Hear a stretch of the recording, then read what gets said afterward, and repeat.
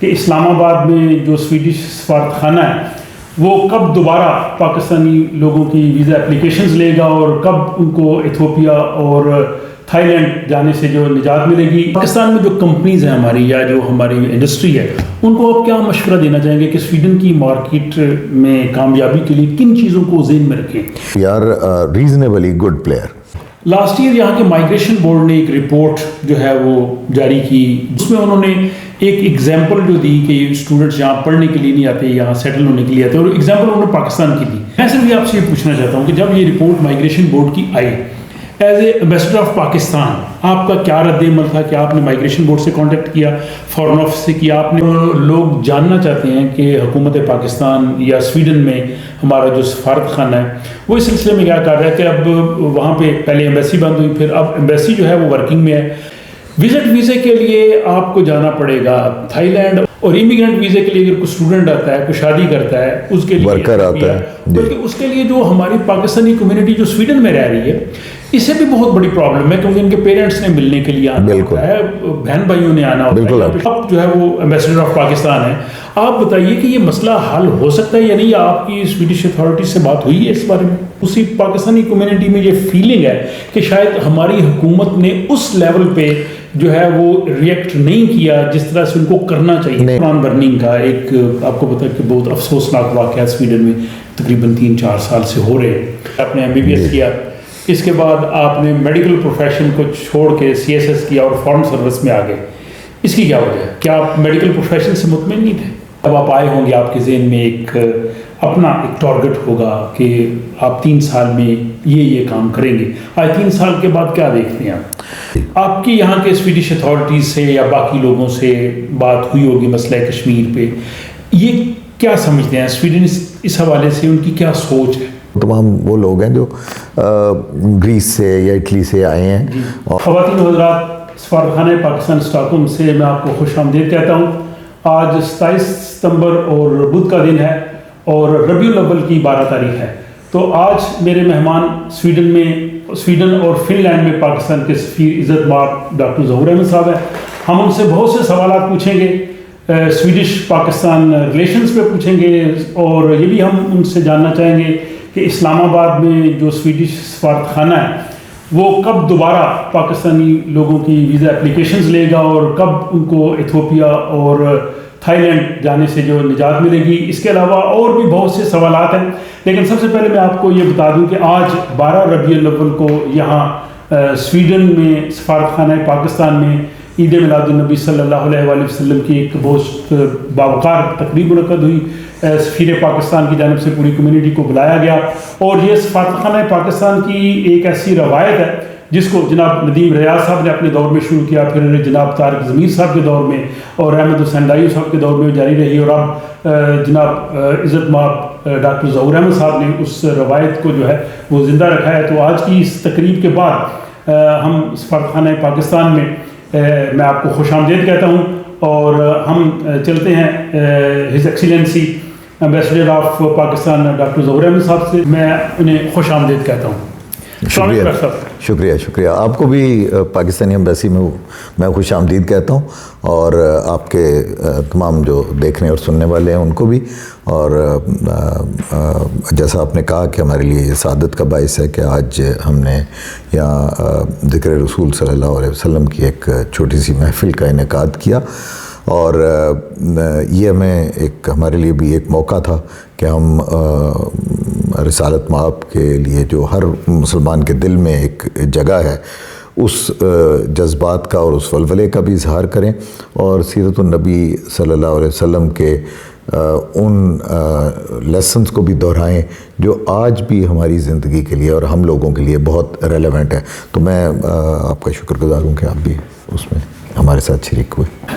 سب سے پہلے تو آپ کا بہت شکریہ, آج آپ نے یہ موقع دیا. جاننا چاہیں گے کہ سویڈن اور پاکستان کے سفارتی تعلقات جو ہیں وہ کس نوعیت کے ہیں اور ان تعلقات کی ابتدا کب ہوئی تھی؟ سویڈن اور پاکستان کے جو سفارتی تعلقات ہیں ان کی انشاءاللہ اگلے سال ہم 75ویں سالگرہ منائیں گے اور یہ ایک جو بنیادی فلسفہ دونوں ممالک کا ہے بین الاقوامی تعلقات کی جانب جو اس بات پر مبنی ہے کہ ہم بین الاقوامی ادارے جو ہیں اقوام متحدہ ان کو سپورٹ کریں گے تاکہ دنیا میں امن رہے اور ہر انسان کو خوشحالی کا موقع مل سکے، اور ڈیولپنگ اور جو ڈیولپڈ کنٹریز کے درمیان جو ایک خلیج ہے اس کو ہم عبور کر سکیں۔ یہ بنیادی جو خیالات ہیں یہ ہم دونوں کے شروع سے بہت جو ہے ملتے جلتے ہیں۔ پاکستان نے جو اقوام متحدہ میں جو کولونیلزم ہے اس کے خلاف ایک بہت بڑا کردار ادا کیا۔ پاکستان جو انٹرفیتھ ہارمنی ہے اس کے خلاف ایک اس کے لیے، اور جو انٹرفیتھ ڈس ہارمنی ہے اس کے خلاف ہماری ایک بڑی اسٹرانگ آواز رہی ہے، ہم نے اس میں بڑا مثبت کردار ادا کیا ہے۔ پاکستان جو ہے وہ جو ہیومن رائٹس ہے ان پر ایک بڑی مؤثر آواز، اور جو ترقی پذیر ممالک ہیں ان کے لیے ایک مؤثر آواز بنا ہے ہمیشہ۔ اور اسی طرح سویڈن بھی اپنی ٹیکنالوجی کے ذریعے، اپنی جو ان کی کمپنیز ہیں ان کے ذریعے جو ہے اس نے ہمیشہ دنیا میں ایک مثبت کردار ادا کیا ہے، اور جو ٹیکنالوجیکل ڈیفیسٹس ہیں ان کو ایڈریس کیا ہے۔ اقوام متحدہ کے اندر سویڈن کے، جیسا آپ جانتے ہیں کہ داگ ہمرشولڈ سیکرٹری جنرل تھے، ان کے علاوہ بھی فوک برنادت اور دوسرے ان کے جو ڈپلومیٹس ہیں ان سب نے جو ہے وہ دنیا میں ایک مثبت کردار ادا کیا ہے۔ تو کولونیل اپروچ جو جس کو ہم کہتے ہیں وہ سویڈن کی سوچ سے باہر تھی، باہر ہے جی۔ اور دوسرا جو سویڈن ایک چھوٹا، ریلیٹیولی چھوٹا ملک نہیں میں کہوں گا، لیکن اس لحاظ سے چھوٹا ہے کہ آبادی جو ہے ان کی صرف 10 ملین کے قریب ہے، اور ان کے پاس جو کمپنیز ہیں وہ بہت بڑی ہیں۔ ان میں ان کو اسپیس چاہیے انٹرنیشنل ٹریڈ کے لیے، انٹرنیشنل اپنی ایکسپینشن کے لیے۔ تو جو دنیا میں بہت بڑے بڑے کچھ نام ہیں، جس پاپولیشن کے سائز کے حساب سے آپ بات کریں تو سویڈن کی جو انٹرنیشنل کمپنیز ہیں یا جو ملٹی نیشنل کمپنیز جو سویڈن سے اوریجنیٹ کرتی ہیں ان کی تعداد میرا خیال ہے کہ دنیا میں بہت زیادہ ہے۔ باقی جو بڑے ملک ہیں ان کی ملٹی لیٹرل کمپنیز ہیں، ملٹی نیشنل کمپنیز ہیں، لیکن سویڈن میں ایرکسن، ایس کے ایف، ساب، والوو، یہ اپنا آئیکیا، H&M، اور یہ اس کے علاوہ بے شمار نام ہیں جو ہم روزمرہ کی زندگی میں پوری دنیا میں سنے جاتے ہیں، اور یہ وہ اس ملک سے یہ ہوئے ہیں پیدا، اور اس ملک میں جو ترقی ہے اس کی بنیادی بیسس ٹیکنالوجی ہے۔ اچھا، سویڈن اور پاکستان کے ظاہر بہت دوستانہ تعلقات ہیں، کن شعبوں میں، ابھی آپ نے خیر بات کی ہے، لیکن کن شعبوں میں آپ سمجھتے ہیں کہ پاکستان جو ہے وہ سویڈن کے تجربات سے فائدہ اٹھا سکتا ہے، یا کن شعبوں میں دونوں ملکوں میں میوچلی جو ہے وہ کوآپریشن یا تجارت جو ہے وہ ہو رہی ہے؟ جی، جو تجارت کا تعلق ہے اس میں جو پاکستان کی ٹریڈیشنل پروڈکٹس ہیں، ٹیکسٹائل میں ہم سویڈن میں اس وقت جو بیڈ شیٹس اور لینن ہیں اس کا تقریباً 25 سے 30% پاکستان سے آتا ہے، اور ہم سب سے جو بڑے ایکسپورٹر ہیں ٹورڈ سویڈن۔ ہمارے 2-3-4 ملک ہیں جو اس پرٹیکولر پروڈکٹ میں ہمارے ساتھ کمپیٹ کر رہے ہیں، لیکن this is a big chunk of the market. اس کے علاوہ ہم جو ہماری یہ ٹاولز ہیں، ہوئزری ہے، جو گارمنٹس ہیں، یہ جو ہیں یہ بھی یہاں پہ سویڈن میں آ رہے ہیں، اور ان کی جو بڑی کمپنیز ہیں وہ بھی خرید رہی ہیں اپنے نام سے۔ حال ہی میں ہم نے نیو ویوز ایک کمپنی ہے ان کے ساتھ بھی بات کی، وہ یہاں پر ٹی شرٹس اور ہوڈیز کے سب سے بڑے سپلائر ہیں، میں نے سفارت خانہ سویڈن سے انفارمیشن لی اسلام آباد سے، وہ کہہ رہے تھے کہ تقریباً 28 سویڈش کمپنیز جو ہیں وہ پاکستان میں رجسٹرڈ ہے. تو یہاں کتنی کمپنیز پاکستانی کمپنی سویڈن میں رجسٹرڈ ہے؟ پاکستان کی کمپنیز چونکہ انویسٹمنٹ نہیں کر رہی، وہ ٹریڈ کر رہی ہیں، تو ان کو یہاں رجسٹر ہونے کی ایز سچ وہ ضرورت نہیں ہے. لیکن جو جیسے میں نے عرض کیا کہ یہ جو بڑی فیلڈز ہیں، اور اس کے علاوہ اب ہماری جو کوشش ہے وہ یہ ہے کہ ہم جو ہمارا فوکس ہے اور جو ملک کا فوکس بھی ہے، وہ ایک تو یہ ہے کہ ہم اپنی جو پروڈکٹس ہیں ان کو مزید ڈائیورسیفائی کریں. جو ہماری ایکسپورٹ پروڈکٹس ہیں، یہاں پر پاکستانی آم آتے ہیں، یہاں پاکستانی رائس آتا ہے، یہاں پر پاکستانی جیسے میں نے کہا ٹیکسٹائل پروڈکٹس آتی ہیں، لیدر پروڈکٹس آتی ہیں. لیکن ہمیں جو وہ آئٹمز جن میں ٹریڈیشنلی پاکستان نہیں ایکٹیو، اور وہ میں سمجھتا ہوں سب سے پہلے تو چونکہ ہماری ٹیکسٹائل کی بہت بڑی بیس ہے، تو ہمارا فوکس ہے کہ جو ہوڈیز ہیں اور جو ٹی شرٹس ہیں، تو یہ تو نہیں کہ ساری ٹی شرٹس اور ساری ہوڈیز پاکستان سے آئیں، لیکن پاکستان کو اس میں ریکوگنائز کیا جائے کہ we are also one of the leaders. تو 3 سالوں میں سویڈن کو بڑی اچھی طرح سے دیکھا ہے، یہاں کی مارکیٹ کو دیکھا ہے، یہاں کے کنزیومرز کو دیکھا ہے. پاکستان میں جو کمپنیز ہیں ہماری یا جو ہماری انڈسٹری ہے، ان کو آپ کیا مشورہ دینا چاہیں گے کہ سویڈن کی مارکیٹ میں کامیابی کے لیے کن چیزوں کو ذہن میں رکھیں، کس طرح کے پروڈکٹس یہاں پہ وہ لانچ کریں؟ ہاں، سب سے جو بڑی چیز ہے نا وہ اور وہ پاکستانی جو بڑی کمپنیز ہیں ان کو تو اس چیز کا کافی اندازہ ہے. آہستہ آہستہ اور جو ایس ایم ایز ہیں ہماری، ان کو بھی اس چیز کا اندازہ ہو رہا ہے کہ جو آپ کی جو پروڈکٹ ہے اس کی بیس سسٹینیبل ہونی چاہیے. تو اگر آپ کی پروڈکٹ ایسی ہے جو اس کے پروڈکشن پروسیس میں آپ کسی کا استحصال نہیں کر رہے، آپ جو ہے وہ انوائرمنٹ کو تباہ نہیں کر رہے، آپ جو گرین انرجی کی طرف جا رہے ہیں یا اس کو یوز کر رہے ہیں، تو یہ آپ کے لیے بہت بڑا پلس پوائنٹ ہے. اور یہ آئی تھنک فیوچر ویو یہ ہے کہ سویڈن ہمارا بہت بڑا سپورٹر ہے جی ایس پی پلس میں. انہوں نے ہمیشہ پاکستان کا ساتھ دیا ہے اور بڑا کھل کے دیا ہے، اور یورپین یونین کے اندر اور اس جی ایس پی پلس سے ہم نے فائدہ بھی اٹھایا کہ یورپین یونین میں ہماری پروڈکٹس میں بہت اضافہ ہوا. لیکن یہ جو اب جو آنے والا وقت ہے اس میں ممکن ہے کہ سینکشنز یا وہ نہ ہوں، لیکن کمپنیز کی خواہش ہوگی، کیونکہ کمپنیز کی کمٹمنٹ ہے کہ وہ زیرو ایمیشن پہ جائیں گی. ایچ این ایم کی کمٹمنٹ ہے، آئیکیا کی کمٹمنٹ ہے، اور ان کمپنیز کی خواہش ہوگی کہ جس سے ہم پروکیور کریں اس کا جو پروسیس ہے وہ کتنا سسٹینیبل ہے. تو میرا خیال ہے کہ سسٹینیبلٹی ایک بہت اہم ہمارا ممکن ہوگا پاکستانی انڈسٹری کے لیے ان تمام چیزوں کو ذہن میں رکھیں یا پورا اتریں اس پہ. جی، پاکستانی انڈسٹری کافی جو ہے نا فارورڈ لوکنگ ہے.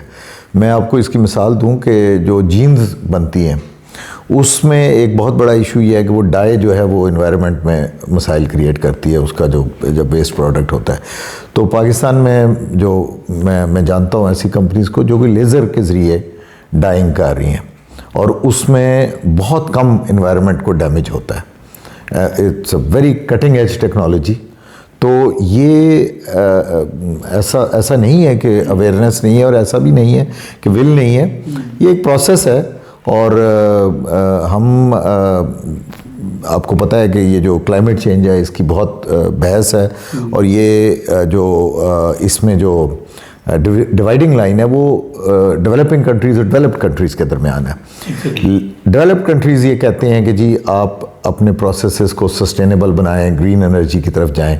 ڈیولپنگ کنٹریز یہ کہتے ہیں کہ یہ تمام کرنے کے لیے ہمیں ٹیکنالوجی چاہیے، ہمیں ریسورسز چاہیے. اور جو انوائرمنٹ میں ابھی پرابلمز ہیں، یہ جو کلائمیٹ چینج کے پرابلمز ہیں، یہ ان لوگوں کے کریٹ کرتے ہیں جو آج سے 100 سال پہلے، 50 سال پہلے جنہوں نے انڈسٹریلائزیشن کی.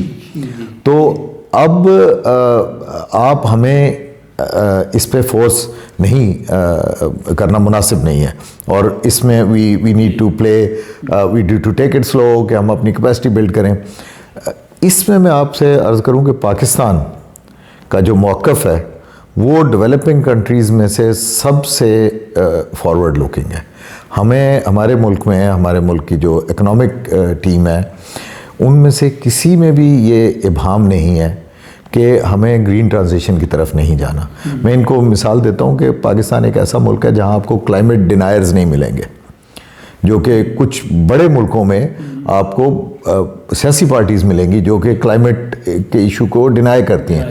لیکن ہم میں بھی اس وجہ سے کہ ہم نے اسے سفر بھی کیا ہے, ہمارے یہاں جو سیلاب آئے ہیں وہ ڈائریکٹلی اس کا نتیجہ تھے, اور ہمیں اس کا احساس ہے, اور ہم یہ سمجھتے ہیں کہ یہ ایک ایسا ایشو ہے جس میں کوآپریٹو رول ہونا چاہیے. تو پاکستان نے ابھی جو کوپ ہوئی تھی لاسٹ شرم الشیخ میں, اس میں بھی ہم نے یہ جو ڈیمیجز فنڈ میں ایک کلیدی کردار ادا کیا تھا. تو ہم جو ڈیولپنگ کنٹریز اور ڈیولپڈ کنٹریز کو اس معاملے میں ہم قریب لانے کی کوشش کر رہے ہیں, اور اس میں Sweden is a excellent partner for this, کیونکہ سویڈن کی اپروچ بھی ہمارے سے ملتی جلتی ہے. اب ہم ٹریڈ سے چلتے ہیں, سائنس ٹیکنالوجی اور اسٹوڈنٹس ایکسچینج کے حوالے سے. ماضی میں بہت سے پاکستانی اسٹوڈنٹس یہاں آتے رہے ہیں, انہوں نے یہاں سے ماسٹرز پی ایچ ڈی کی, بہت سے یہاں عہدوں پہ کام بھی کر رہے ہیں. تو آپ کیا دیکھتے ہیں کہ سویڈن اور پاکستان کا سائنس ٹیکنالوجی اور ریسرچ میں کن شعبوں میں کوآپریشن ہو سکتا ہے؟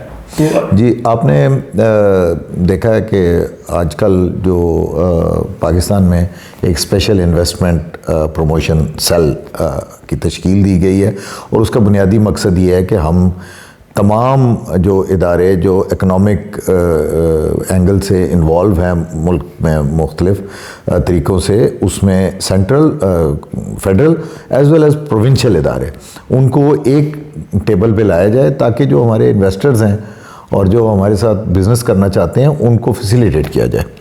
تو اس میں جو ہمارے 4 شعبے ہیں جن پہ ہم نے فوکس کیا. ایک تو مائننگ, اور مائننگ میں آپ جانتے ہیں کہ پاکستان میں اس وقت سب سے بڑی جو ان ایکسپلورڈ کاپر اور گولڈ مائن ہے دنیا کی, وہ ریکودک, اس پہ کام ہو رہا ہے. اور ہم اس میں جو سویڈش کمپنیز ہیں وہ مائننگ میں تو بہت بڑی نہیں ہیں, جو ہیں وہ سویڈن کے اندر ہی مائننگ کر رہی ہیں, لیکن مائننگ ٹیکنالوجی میں ان کی بہت بڑی بڑی کمپنیز ہیں.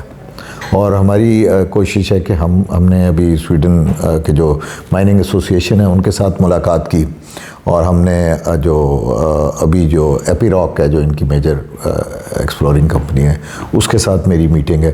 تو اس میں ہمارا ارادہ یہ ہے کہ کچھ عرصے بعد نیکسٹ منتھ یا اس سے اگلے مہینے ہم ایک forum, on line forum establish کریں گے جس میں سویڈن کی جو مائننگ ٹیکنالوجی کمپنیز ہیں, کیونکہ the greenest mines in the world are in Sweden, اور وہ ان کی کاپر مائن ہے, اور ان کی کرونا میں دلارنا میں ان کی کاپر کی پروڈکشن بھی ہے, اور کرونا میں جو ان کی آئرن کی اورز ہیں.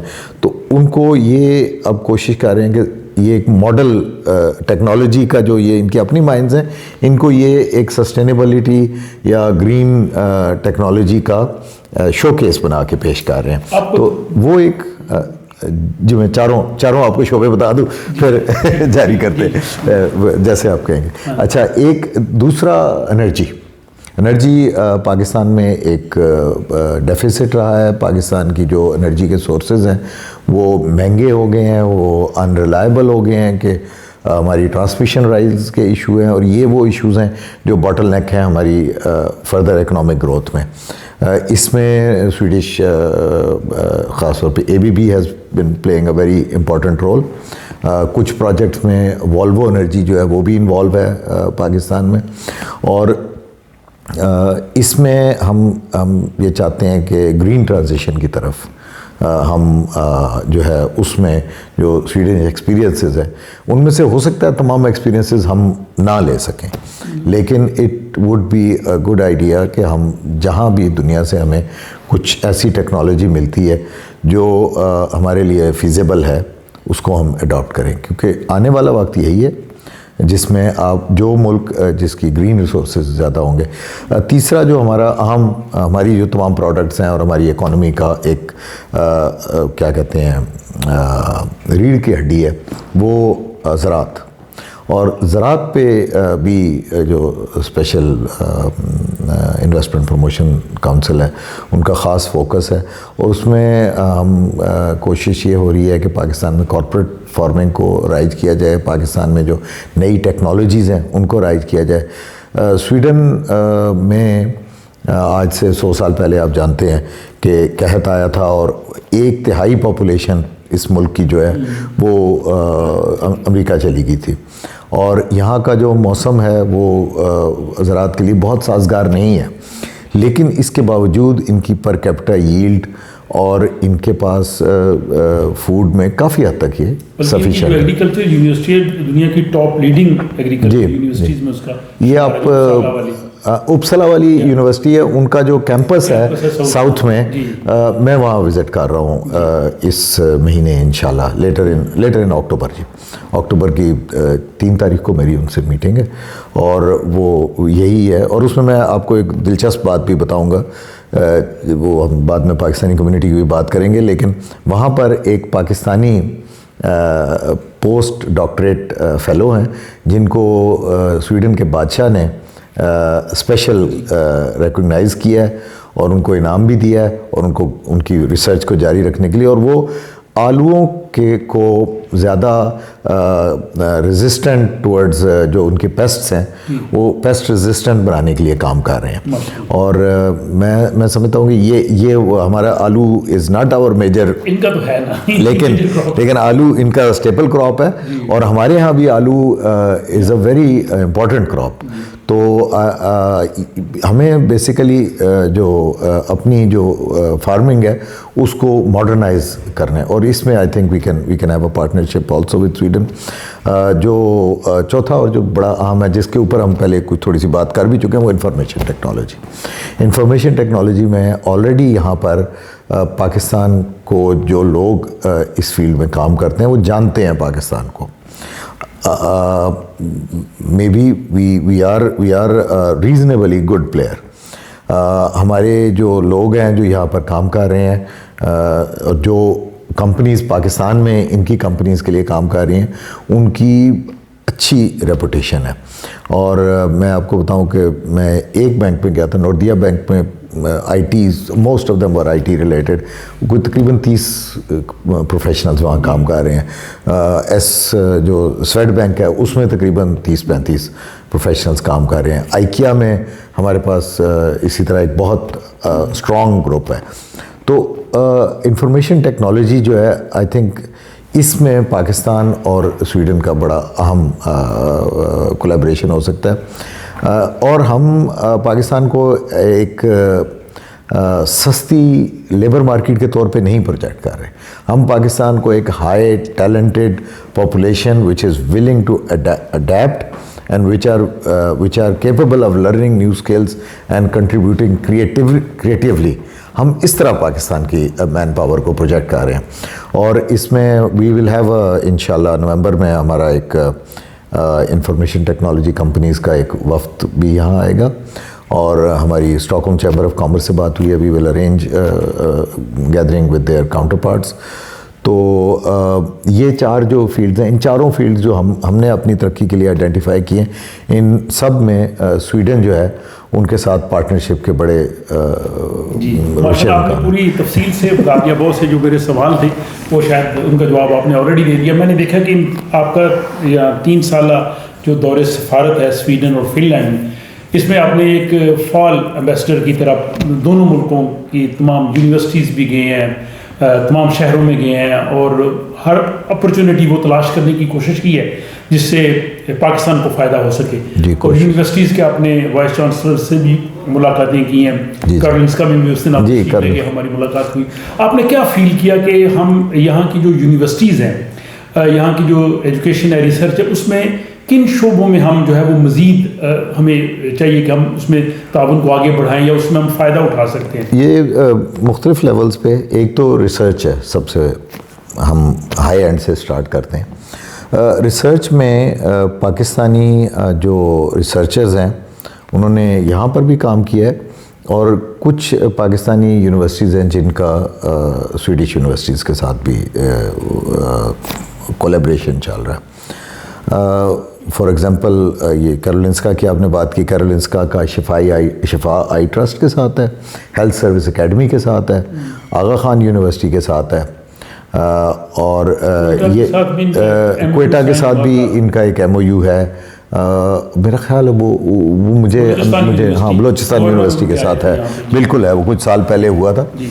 جو ریسرچ ہے اس میں جیسا آپ جانتے ہیں، آپ چونکہ خود بھی اس فیلڈ سے تعلق رکھتے ہیں، اس میں it has to be driven by the researcher. تو اگر دونوں ممالک میں جو ریسرچرز ہیں ان کے کامن انٹرسٹ ہوں گے تو اس فیلڈ میں ہم کام کر سکتے ہیں۔ اور دیر آر ریسرچ کی فیلڈ میں پاکستان کے پاس بہت سارے جو ہیں وہ پازیٹیو تھنگز چیزیں ہیں۔ مثال کے طور پر ہمارے پاس جو ڈیٹا ہے، میں ہیلتھ سائنسز کی بات کر رہا ہوں، وہ ایک بہت وسیع ڈیٹا ہے ہمارے پاس۔ ہمارے پاس جو سسٹمز، کچھ اداروں نے ایسے سسٹمز ڈیولپ کیے ہوئے ہیں کہ اس ڈیٹا کو ریفائن کر کے اس کو ریسرچ کے لیے یوز کیا جا سکتا ہے، اور یہ ایک میرا خیال ہے ایک ایسا سٹیپ ہے۔ میری ان سے پریزیڈنٹ کیرولنسکا سے بات ہوئی تھی، تو ہمارا جو نیکسٹ سٹیپ ہے وہ یہ ہے کہ ہم ہیلتھ سروس اکیڈمی کے ساتھ 3 شعبے ہیں جن کے اوپر ان کے ساتھ انیشیل ڈسکشنز کا آغاز کریں گے۔ ایک public health, public and global health آج کل وہ لفظ بھی یوز ہوتا ہے، اور ایک مینٹل ہیلتھ، اور تیسرا یہ رینل جو ہے ڈیزیزز۔ اور رینل ڈیزیزز میں چونکہ وہ خود کیرولنسکا کی جو پریزیڈنٹ ہے، شی از a professor of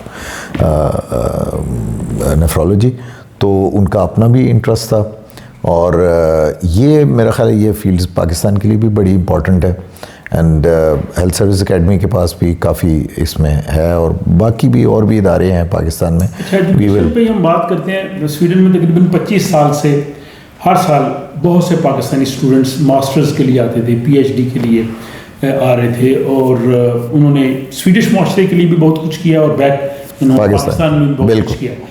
last year یہاں کے مائگریشن بورڈ نے ایک رپورٹ جو ہے وہ جاری کی، جو سویڈش پریس میں بھی آئی اور اس پہ بہت باتیں ہوئی۔ اس میں انہوں نے ایک ایگزامپل جو دی کہ اسٹوڈنٹس یہاں پڑھنے کے لیے نہیں آتے، یہاں سیٹل ہونے کے لیے آتے، اور ایگزامپل انہوں نے پاکستان کی دی۔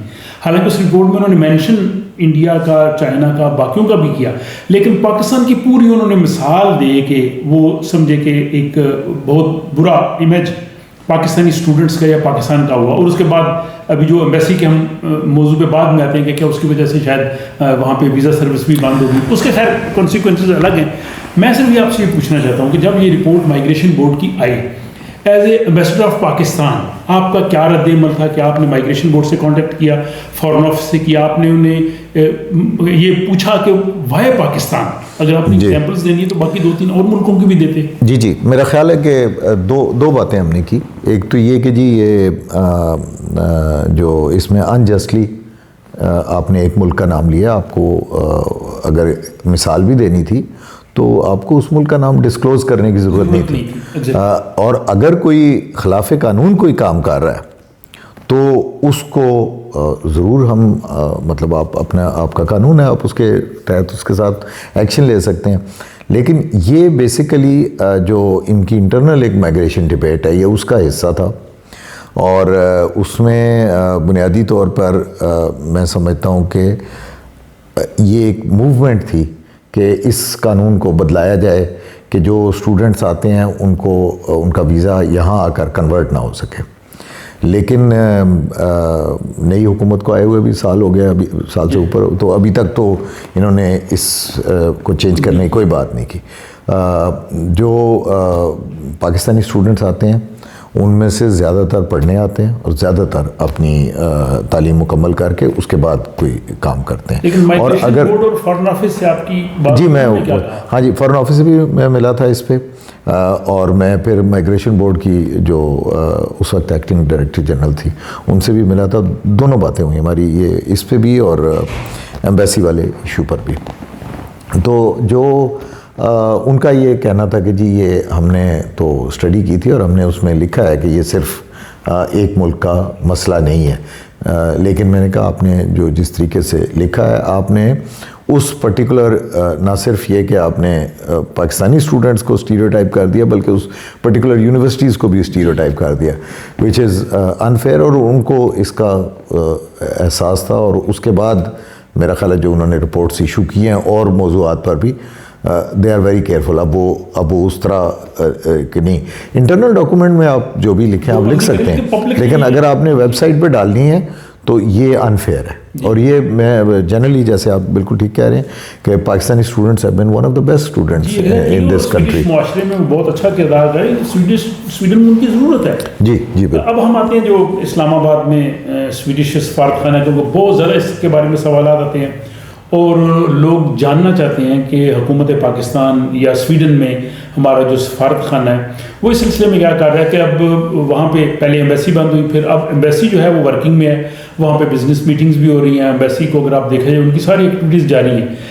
وزٹ ویزے کے لیے آپ کو جانا پڑے گا تھائی لینڈ، اور اس کے لیے صرف یہ نہیں بلکہ جو پوسٹل سروسز ہیں وہ بھی وہاں کے 10 ملکوں کی آپ نے یوز کرنی ہے، فلپائن اور ویتنام اور یہ وہ. اور امیگرینٹ ویزے کے لیے اگر کوئی اسٹوڈنٹ آتا ہے، کوئی شادی کرتا ہے، اس کے لیے ورکر آتا ہے، بلکہ اس کے لیے جو ہماری پاکستانی کمیونٹی جو سویڈن میں رہ رہی ہے اسے بھی بہت بڑی پرابلم ہے، کیونکہ ان کے پیرنٹس نے ملنے کے لیے آنا ہوتا ہے، بہن بھائیوں نے آنا ہوتا ہے، یہاں پہ شادیاں ہوتی ہیں، باقی تقریبات ہوتی ہیں، لوگوں کے پاس کوئی فورم نہیں بات کرنے کا. تو آپ جو ہے وہ ایمبیسڈر آف پاکستان ہیں، آپ بتائیے کہ یہ مسئلہ حل ہو سکتا ہے یا نہیں؟ آپ کی سویڈش اتھارٹی سے بات ہوئی ہے اس بارے میں؟ جی یہ آپ کو یاد ہوگا کہ جب مارچ میں جو راسمس پلودن نے قرآن برننگ کا ایک افسوسناک قدم اٹھایا تھا تو اس کے بعد سویڈن کے لیے تھریٹ لیول انہانس ہوا، اور ابھی ریسنٹلی انہوں نے جو تھریٹ لیول ہے اپنا وہ تقریباً میکسیمم ہے 4 پہ لے گئے ہیں. 4 کے بعد کوئی پھر تو مطلب وہی ہے جو اگر جنگ ہو رہی ہو یا کچھ ہو، تو یہ کافی ہائی الرٹ پہ ہیں. تو یہ جو ایمبیسی ان کو سیکیورٹی کے خدشات تھے، انفارچونیٹلی جو سویڈش ایمبیسی ہے وہ ایک بڑی سڑک کے اوپر ہے، اس سڑک کو بند نہیں کیا جا سکتا. تو ہم وہ مارگلا روڈ کے اوپر ہے، سو لیکن ہم نے ان کو پہلے دن سے یہ یقین دہانی دی، ہمارے سیکیورٹی اداروں نے بھی، ہمارے فارن آفس نے بھی. سر 2019 میں جب میں سویڈش ایمبیسی گیا ہوں وہ تو ایک سائڈ روڈ کے اندر تھی، شاید اب مجھے نہیں پتا. جی وہ کارنر پہ ہے جی، ایک سائڈ پہ اس کے وہ اسٹریٹ 2 ہے شاید، اور وہ کارنر پہ ہے. تو وہ انہوں نے بنیادی طور پہ یہ ایک مطلب اس تھریٹ کا تھا، لیکن پاکستانی فارن آفس نے فوراً ایکشن لے کے ان کے سفیر کے ساتھ میٹنگز کی، اور متعدد میٹنگز کی، اور اس میں ان کو کہا کہ آپ بتائیں آپ کے کیا سیکیورٹی خدشات ہیں اور ہم ان کو ایڈریس کریں گے and we will support you in this. اور اس پہ ہم کام کر رہے ہیں، اور ہمیں امید ہے کہ we will be able to find a way جس میں وہ آپریشن پہ جو پروٹیسٹ ہیں یہ ترکی میں ہوئے ہیں، ایران میں ہوئے ہیں، بہت سے مسلم ملکوں میں ہوئے ہیں، لیکن وہاں پہ سویڈش ایمبیسی کام کر رہی ہے، وہاں پہ ویزا سروسز بھی ہیں. ہمیں یہ محسوس ہوتا ہے کہ شاید یہ پاکستان کو خصوصی طور پہ یہ سلوک کیا گیا ہے کہ جو پاکستانی لوگ ہیں وہ اب وزٹ ویزا کے لیے یا امیگرینٹ ویزا کے لیے اس طرح سے جو نہیں ایسے نہیں. میرا یہ امپریشن نہیں ہے. میرا امپریشن یہ ہے کہ ایک اچانک ایک تبدیلی آئی جو سیکیورٹی کے ان کے پیرامیٹرز میں، اور وہ اس میں they were enable to react in a very swift manner.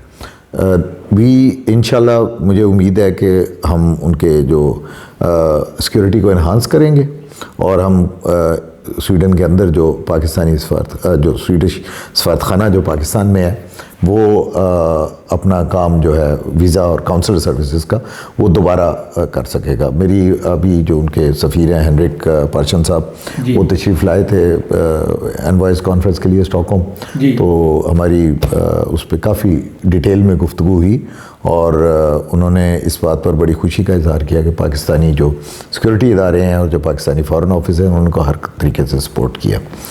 جہاں تک اس ایشو کو اٹھانے کا مسئلہ ہے اور جو جس طرح آپ نے بالکل بجا فرمایا کہ جو ہمارے نیشنلز کو اس میں دقت کا سامنا کرنا پڑتا ہے, ہمارے منسٹیریل لیول سب سے پہلے ہمارے ایڈیشنل سیکرٹری نے اس پہ بات کی, پھر اس کے بعد فارن سیکرٹری جو اس وقت تھے اسد مجید خان صاحب نے امبیسڈر ہینڈرک سے بات کی, پھر اس کے بعد جو ہماری منسٹر تھے انہوں نے منسٹرز نے بات کی. جو منسٹر ہنا ربانی کھر صاحبہ 2 دفعہ تشریف لائیں مئی اور جون میں اسٹاک ہوم میں. دونوں دفعہ ان کی جو ملاقاتیں ہوئی ہیں, ایک دفعہ فارن منسٹر توبیش بلستروم سے اور ایک دفعہ ٹریڈ منسٹر جو ہے فارشل سے, اور دونوں دفعہ انہوں نے اس موضوع کو اٹھایا اور انہوں نے کہا کہ ہمارے جو اسٹوڈنٹس ہیں ان کو ایک, کیونکہ سر دیکھیں اس سال ہمارے جو اسٹوڈنٹس کا سال ضائع ہوا ہے جی, ہمارے اسٹوڈنٹس جو ہے وہ تقریباً 2000 کے قریب اسٹوڈنٹس کے ایڈمیشن ہو گئے تھے صرف یہ ایتھوپیا اور دوسرے چکر میں. بالکل لاسٹ ٹائم پہ جا کے مائگریشن بورڈ نے کیا. اب ان 2000 اسٹوڈنٹس کا جو مستقبل ایک طرح سے خراب ہوا ہے, اس کی رسپانسبلٹی بھی کسی کو لینی چاہیے. اور دوسری پاکستانی کمیونٹی میں یہ فیلنگ ہے کہ شاید ہماری حکومت نے اس لیول پہ جو ہے وہ ریئیکٹ نہیں کیا جس طرح سے ان کو کرنا چاہیے. نہیں, میرا یہ خیال نہیں ہے, میں آپ کو پورا یقین دلاتا ہوں. میں نے آپ کو بتایا کہ کس لیول پہ اس پہ بات ہوئی ہے ہماری, اور میری ذاتی طور پہ جو ہمارے رفقائے کار ہیں اور جو سویڈش سفیر ہیں وہ بھی ہمارے پروٹوکول ڈویژن سے, CDA سے, سیکورٹی ایجنسیز ان کے ساتھ بھرپور تعاون کر رہی ہیں. اور اس بات کا مجھے یہاں پر اسٹاک ہوم میں بھی اس کو ایکنالج کیا گیا ہے کہ آپ ہمارے جو کنسرنز ہیں ان کو ایڈریس کرنے کی کوشش کر رہے ہیں. کیونکہ دیکھیں جو 2 باتیں ہیں, ایک تو یہ کہ ہم نے یہ بتا رہے ہیں کہ اس سے کتنا مسئلہ ہو رہا ہے اور اس پر ان کی انڈرسٹینڈنگ ہے, کیونکہ سویڈن اور پاکستان کے تعلقات میں students, workers, Pakistani community in کا ایک بڑا اہم رول ہے. اور یہ جب آپ رستہ بند کرتے ہیں, چاہے ٹیمپریرلی بند کریں, تو اس میں ہمارے تعلقات میں رکاوٹ آتی ہے. سر اگلے سال کے ایڈمیشنز اب شروع ہونے, ایک چیز کی سمجھ نہیں آ رہی کہ یہ جو ویزا سروسز خاص کر جو وزٹ ویزا کے لیے لوگوں نے تو صرف ایک پوسٹل سروس یوز کرنی ہے, اپنے جو ہے وہ ڈاکومنٹ سبمٹ کروانے ہیں لاہور سے, کراچی سے. اس کے بعد ان ڈاکومنٹس کو اسلام آباد سے وہ سفارتخانہ جہاں مرضی بھیجے. کم از کم پوسٹل سروسز تو پاکستان سے یوز ہونی چاہیے نا. باقی انٹرویوز آپ فون پہ لے سکتے ہیں, زوم پہ لے سکتے ہیں, تو ایٹ لیسٹ یہ تو ان کو کرنا چاہیے. جی بالکل, آپ ٹھیک کہہ رہے ہیں. یہ مطلب یہ ساری باتیں ہم نے ان سے ڈسکس کی ہیں, لیکن یہ میں اس میں ایسا نہیں ہے کہ ہمارے جو سویڈش دوست ہیں انہوں نے کوئی اس بات کا اظہار کیا کہ ہم یہ کام کرنا نہیں چاہتے, لیکن ان کے اپنے رولز اینڈ ریگولیشنز ہیں, ان کا اپنا ایک ڈیسیجن میکنگ پروسیس ہے, اور ہم اس کو نیچرلی ہم اس کو رسپیکٹ کر رہے ہیں. اس لیے جیسے میں نے آپ کو کہا کہ ہماری اپروچ یہ رہی کہ ہم نے کہیں کہ آپ کیوں نہیں کر سکتے, یہ تو آپ ہمیں بتائیں, اس میں ہم آپ کی مدد کریں. اگر آپ کو کوئی سیکیورٹی کا خدشہ ہے, اگر آپ کو کوئی مزید کنسٹرکشن کرنی ہے وہاں پر, اس کی ہم آپ کو اجازت دیتے ہیں. اگر آپ ڈپلومیٹک انکلیو کے اندر شفٹ ہونا چاہتے ہیں تو اس میں ہم آپ کی مدد کرتے ہیں آلٹرنیٹ جگہ ڈھونڈنے میں. تو ہم نے تمام یہ ایوینیوز پہ ان سے بات ہوئی ہے, اور ہمارا میں انشاءاللہ امید کرتا ہوں, میں سویڈش گورنمنٹ کے لیے کہہ نہیں سکتا, لیکن مجھے یہ پتہ ہے کہ ان کا رویہ پازیٹیو ہے, اور انشاءاللہ اس کا کوئی حل جلد ہو جائے گا. یعنی ہم پورا امید رہیں کہ مستقبل میں اس کا حل نکل آئے گا, اور اگلے سال جو اسٹوڈنٹس کے ایڈمیشنز ہونے ہیں وہ اسی طرح سے پھر وہ یہ تو بہت اچھا ہے. اگر آپ کے دور سفارت میں ہو تو میں سمجھتا ہوں کہ یہ بہت بڑا جو ہے آپ کے کریڈٹ پہ بھی جائے گا. نہیں, انشاءاللہ ویل ٹرائی اور بیسٹ. اور اس میں جو لوگ تمام پاکستان اور سویڈن کے تعلقات پہ کام کر رہے ہیں, چاہے وہ سویڈش ہیں چاہے پاکستانی ہیں, ہم سب کے اس پہ کوئی دو رائے نہیں ہے. میری جو مائگریشن بورڈ سے بات ہوئی تو دے ور آلسو ویری پازیٹیو.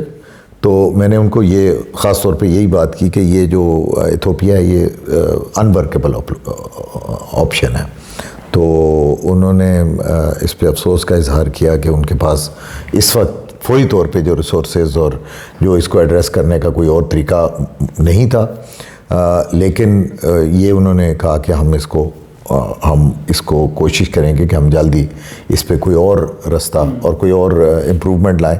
اور پہلی آپشن تو یہی ہے کہ انشاءاللہ پاکستان میں ان کا کونسلر سیکشن دوبارہ آپریٹو ہو جائے جو ہے وہ انشاءاللہ ہے کہ مستقبل قریب میں انشاءاللہ جو سفارت خانہ ہے اسلام آباد میں سفارت خانہ اسی طرح سے اپلیکیشنز لے گا.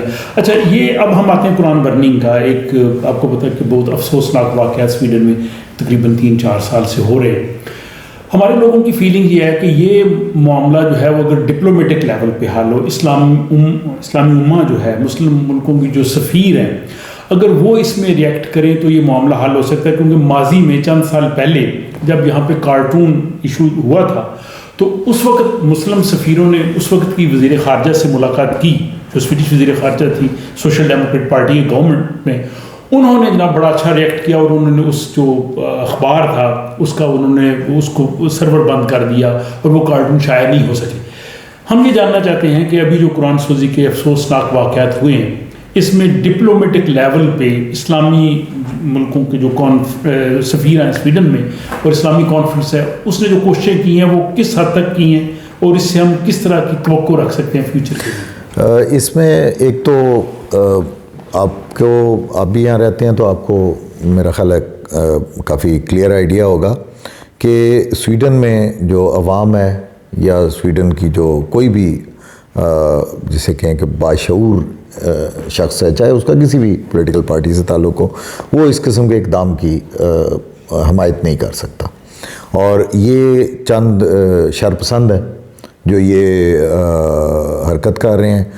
ان کا اس حرکت کے کرنے سے بڑا ایک کلیئر مقصد ہے. اس کا مقصد ہے مسلمانوں کو اشتعال دلانا، مسلمانوں کو اشتعال دلا کر ان کا امیج خراب کرنا، اسلاموفوبیا کو پروموٹ کرنا، جو بین المذاہب یکجہتی ہے اس کو خراب کرنا، سویڈن کی جو حکومت ہے اس کے لیے مشکلات کریٹ کرنا. میرا خیال ہے کہ یہ ان کے بڑے کلیئر مقاصد ہیں اور یہ ہم نے اپنے سویڈش دوستوں سے بھی مختلف لیولز پہ بات کی ہے. 2 دفعہ ہماری میری ذاتی طور پہ 1-on-1 ملاقات بھی فارن منسٹر سے ہوئی اور پھر مختلف اور بھی منسٹر سے ہوئی. اور فارن منسٹر توبیس بلستروم نے تمام جو OIC کے امبیسڈرز ہیں ان کو بھی بلایا. گرمیوں کی چھٹیاں انہوں نے اپنی کینسل کر کے کیونکہ اس کو انہوں نے اہمیت دی اور انہوں نے ہم سب سے یہ شیئر کیا کہ اس مسئلے کو ایڈریس کرنے میں کیا مشکلات ہیں اور سویڈش گورنمنٹ کیا کرنا چاہتی ہے. میرا خیال ہے کہ کچھ تھوڑا سا ڈیلے ہوا سویڈن کی طرف سے اس کو ایڈریس کرنے میں، جس کی بھی کچھ وجوہات ہیں جو کہ میرا خیال ہے کہ جو لوگ ان معاملات پر نظر رکھتے ہیں ان کو پتہ ہونا چاہیے. سویڈن میں جو ڈویژن آف پاور ہے وہ ایک بڑا اسٹرانگ کانسیپٹ ہے اور اس میں جو کام کمیون کا رہی ہے یا لوکل گورنمنٹ کا رہی ہے وہ منسٹر اس میں انٹرفیئر نہیں کر سکتا. اگر پولیس نے کوئی ڈیسیجن لینا ہے تو وہ منسٹر یہ نہیں کر سکتا کہ وہ IG کی ٹرانسفر کر دے اور دوسرے IG. تو یہ ایک خاص قسم کی ڈویژن آف پاور ہے جو کہ ان کے ہاں سینکڑوں سال سے چل رہی ہے. اور یہ جس طرح کووڈ میں بھی یہ ایک ان کے جو مسائل ہوئے تھے ان میں بہت فیکٹر یہ تھا کیونکہ جو ہیلتھ اور ایجوکیشن ہے وہ سینٹرل گورنمنٹ کے ہاتھ میں نہیں ہے. تو سینٹرل گورنمنٹ وہ لیڈرشپ رول نہیں ادا کر سکی جو باقی ملکوں میں آپ کو نظر آتا تھا نہیں. اور یہاں پر جو لوکل گورنمنٹ ہے، ریجنل گورنمنٹ ہے، ان کا لیڈرشپ رول تھا اور وہ پھر اس میں ڈیسیجن میکنگ مشکل ہوتی ہے. اور پھر اس میں جو ایکسپرٹس تھے پبلک ہیلتھ کے جو انہوں نے کہا اس کو فالو کیا گیا. اور اس میں مطلب اس میں کوئی ایسا نہیں تھا کہ کسی وزیر اعظم اگر ڈیسائیڈ کرے کہ جی ہم لاک ڈاؤن کر دیتے ہیں تو لاک ڈاؤن ہو جائے گا یا ہیلتھ منسٹر ڈیسائیڈ کرے گا. تو یہ ان کے ہاں ان کے سسٹم میں ایک خوبی ہے جی. اور یہ ان کے لیے ایک مشکل بھی ہے جی. دوسری چیز یہ ہے کہ جو اظہار رائے کی آزادی ہے اس کی ایک تاریخ ہے اور اظہار رائے کی آزادی کی تاریخ یہ ہے کہ جب ایک زمانے میں یہاں پر ڈارک ایجز تھیں تو اس میں جو چرچ تھا وہ لوگوں کو کسی بھی جو ان کا مخالف تھا اس کو جادوگر قرار دے کر یا وچ قرار دے کر جلا دیتے تھے، یا سویڈن سے ان کو نکل جانے کا حکم دیا جاتا تھا اگر وہ تو یہ جو ہے نا اس کے بعد ایک یورپ میں ریفارمیشن اور پھر رینیسانس کی ایک لہر چلی، جس میں انہوں نے ڈیسائیڈ کیا کہ آپ کسی بھی شخص کو اس کے مذہب کی بنیاد پر یا کسی کو بھی جو اظہار رائے کی آزادی ہے وہ اس کی نہیں سلب کریں گے۔ یہاں پہ مذہب کا کوشچن ہی نہیں ہوا، کوئی ایسا فارم نہیں جس پہ پوچھا جائے آپ کا مذہب کون ہے۔ جی ہمارا جو ویو ہے وہ یہ ہے کہ یہ جو حرکت ہے اور جو یہ جس طریقے سے اشتعال دلانے کی کوشش کر رہے ہیں، اس کا اظہار رائے سے کوئی تعلق نہیں ہے۔ اظہار رائے کی آزادی ہر شخص کو ہے، لیکن ڈاکٹر کو یہ اظہار رائے کی آزادی نہیں ہے کہ وہ اپنے پیشنٹ کا مسئلہ جو ہے وہ کسی سے ڈسکس کرے۔ وکیل کو اظہار رائے کی آزادی نہیں ہے، مجھے اظہار رائے کی آزادی نہیں ہے کہ میں آپ کی تصحیح کر سکوں۔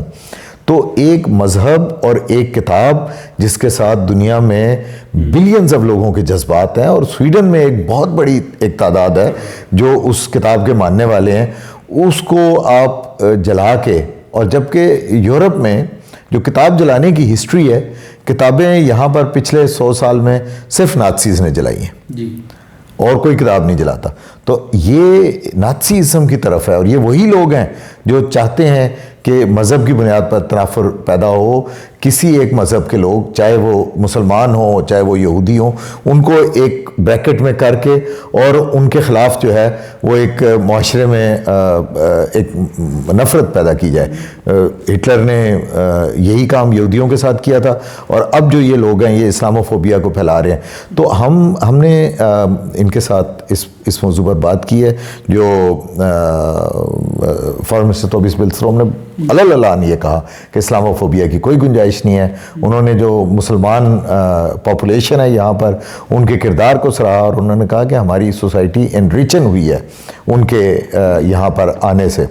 تو جو گورنمنٹ اور لیڈرشپ لیول ہے اس پہ خواہش ہے، رستہ جو ہے وہ ان کے پاس یا تو یہ ایڈمنسٹریٹو ایکشن لیں۔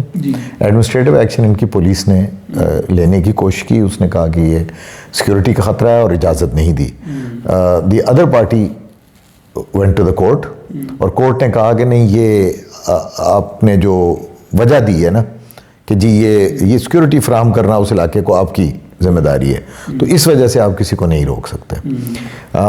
ہمارا ویو جو اسلامک آرگنائزیشن کا اور پاکستان کا بھی یہ ہے کہ یہ جو مذہبی تنافر ہے اس لا کے تحت اس کو دیکھا جانا چاہیے، اور اس پہ اب ریسنٹلی جو چیلنج کیا گیا ہے اس کو، اور ہمیں امید ہے کہ سویڈش کورٹس جو ہیں اس بات کی نزاکت کو مد نظر رکھتے ہوئے یہ ایک دفعہ ثابت کر دیں گی کہ یہ جو ہے اظہار رائے کا اس سے کوئی تعلق نہیں ہے۔ اظہار رائے کی ہم حمایت کرتے ہیں۔ پاکستان میں بہت سارے میڈیا چینلز ہیں، سویڈن میں 24 آور میڈیا چینل پروبلی ایک ہے، UK میں 2 ہیں، پاکستان میں سینکڑوں ہیں، سینکڑوں تو نہیں تو بیسیوں تو ہیں، تو یہ، اور یہ ہمیں اس بات پہ خوشی ہے کہ ہر شخص کو آزادی ہونی چاہیے کہ وہ اپنے، میں اختلاف کر سکتا ہوں لیکن بٹ یہ اختلاف کرنے کی بات نہیں ہے، یہ دونوں مذاہب کے درمیان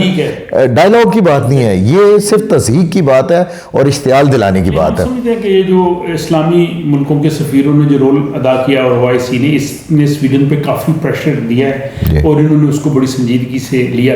کچھ باتیں آپ کی ہیومن رائٹس کاؤنسل نے بھی اس پر قرارداد منظور کی ہے، اور اس میں میں آپ سے کہوں ابھی جو ان کا ہے کہ ہم جو قانون ہے اس میں کیا تبدیلی لائیں کہ کوئی شخص اس سے ناجائز فائدہ جو اٹھا رہا ہے، کیونکہ جیسا میں نے آپ کو کہا کہ سویڈن نے اسلامی دنیا میں مختلف طریقوں سے بہت ساری انویسٹمنٹ کی ہے، ان کی ٹیکنالوجی کمپنیز نے اسلامی دنیا میں بہت اہم کردار ادا کیا ہے، ان کی جو انویسٹمنٹ جو سیڈا ہے اس نے بہت سارے مسلم کنٹریز میں کام کیا ہے، افغانستان میں انہوں نے بہت کام کیا ہے۔ انہوں نے جو پاکستان میں میں بھی کیا، جو سیرین ریفیوجیز، عراقی ریفیوجیز، صومالین ریفیوجیز، افغان ریفیوجیز، ان کو انہوں نے اپنے ملک میں ویلکم کیا. تو ایسا نہیں ہے کہ یہاں پر وہ لوگ، یہاں پر کوئی معاشرے میں لہر ہے کہ جی، اور یہاں کی کورٹس نے ایک فیصلہ دیا ہے کہ آپ کسی بھی شخص کو حجاب پہننے سے، کسی بھی خاتون کو حجاب پہننے سے نہیں روک سکتے. اور دونوں شخص جنہوں نے قرآن سوزی کی ہے دونوں سویڈ نہیں ہیں. دونوں سویڈ نہیں. اچھا، کچھ باتیں آپ کی ذات کے حوالے سے. آپ کا تعلق جو ہے وہ خطہ پٹھوار سے ہے. جی جی. راولپنڈی میڈیکل کالج سے آپ نے MBBS کیا. اس کے بعد آپ نے میڈیکل پروفیشن کو چھوڑ کے CSS کیا اور فارن سروس میں آ گئے. اس کی کیا وجہ ہے؟ کیا آپ میڈیکل پروفیشن سے مطمئن نہیں تھے؟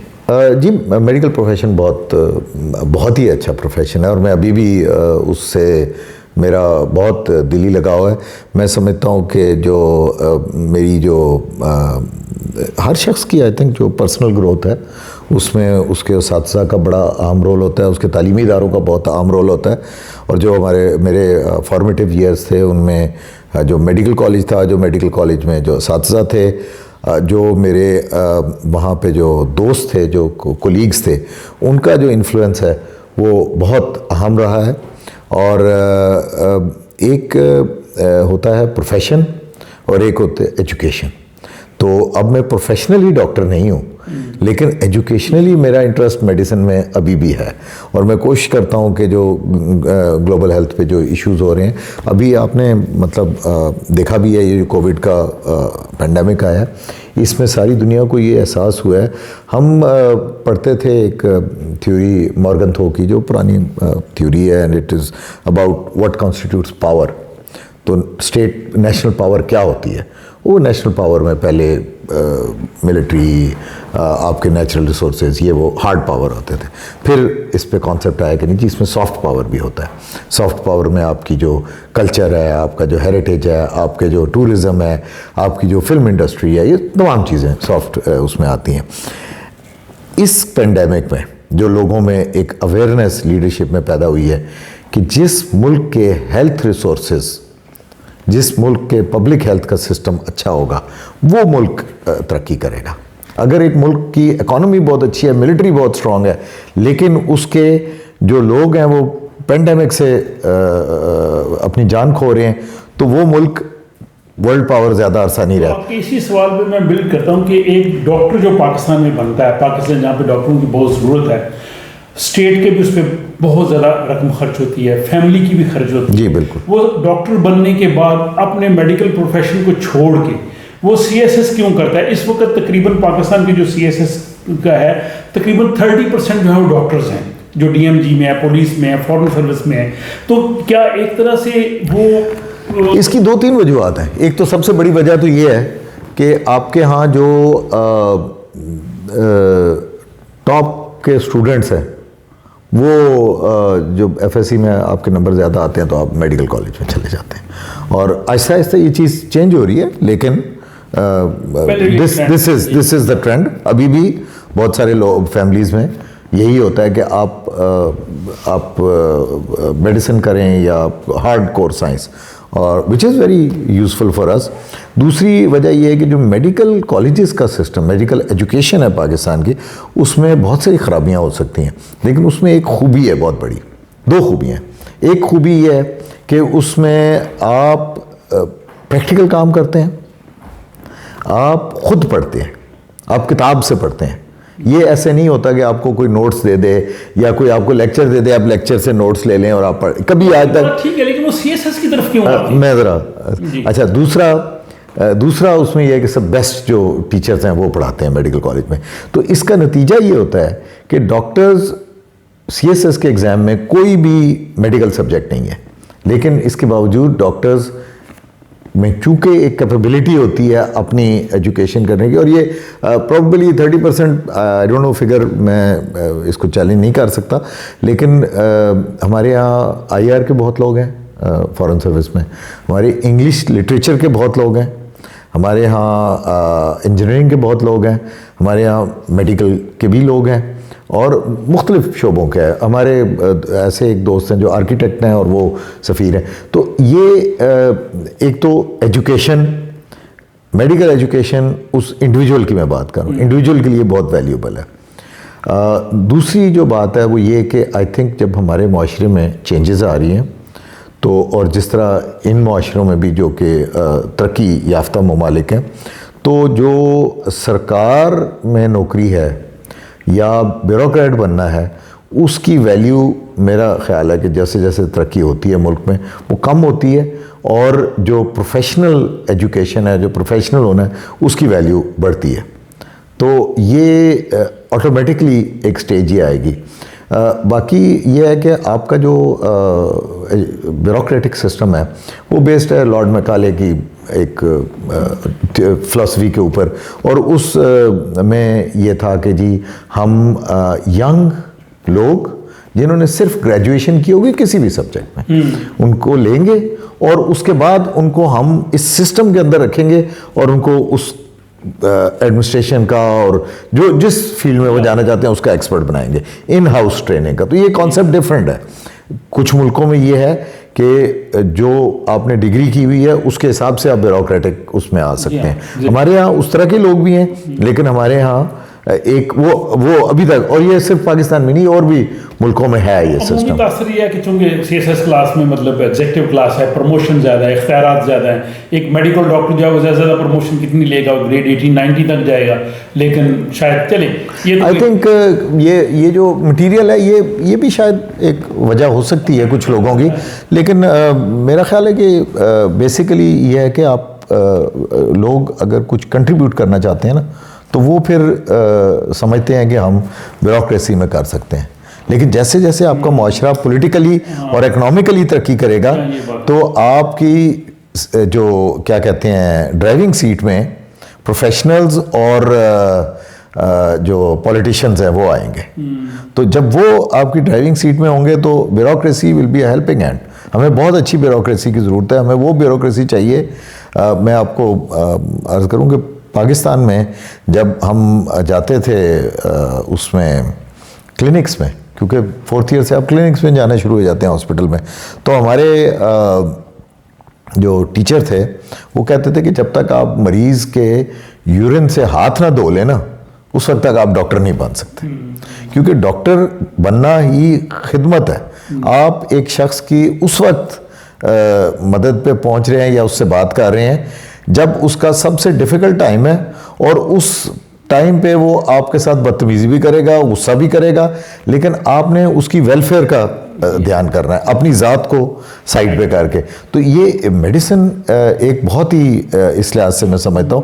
باقی بھی میں نہیں کہتا کہ باقی شعبوں میں آپ خدمت نہیں کر سکتے، ہر شعبے میں آپ اگر نیک نیتی کے ساتھ اپنا کام کریں اور یہ سوچیں کہ اس جو میں کام کر رہا ہوں ان دا براڈر سینس معاشرے میں میرے ملک کو کیا فائدہ پہنچ سکتا ہے، تو وہ میں سمجھتا ہوں کہ وہ ہی کام عبادت ہے. اچھا، سویڈن سے پہلے آپ کن ملکوں میں ایز اے سفارتکار کے طور پہ رہے ہیں؟ چائنا میں آپ رہے ہیں؟ اور جی میں میری پہلی پوسٹنگ بڈاپیسٹ میں تھی. جو اب میں پوسٹنگز کی بات کر دوں تو سب سے پہلی بڈاپیسٹ میں تھی جہاں ہنگری میں، اور اس کے بعد میں پاکستان میں نے امریکہ ڈویژن میں اور security council and human rights division میں کام کیا.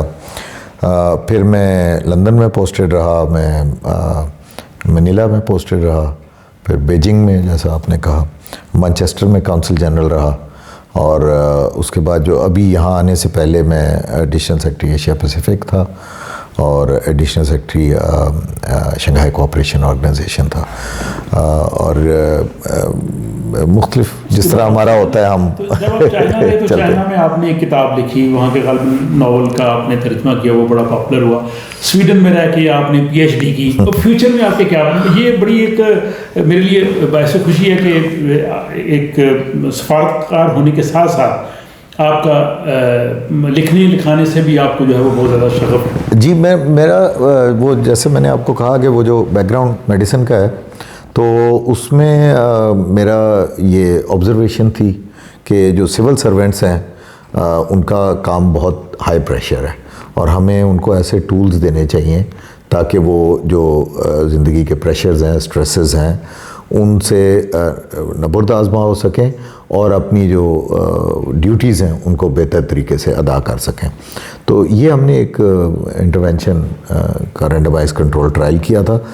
تو وہ میرے دونوں جو ایجوکیشنل بیک گراؤنڈز ہیں, سول سروس اور میڈیسن سائیکالوجی, تو وہ ان دونوں سے میں نے استفادہ لیا. اور دوسرا, آپ کو یہ جو تعلیم ہے یہ تو کسی بھی اسٹیج پہ ختم نہیں ہوتی, ہر روز ہم ایک نئی چیز سیکھ رہے ہوتے ہیں.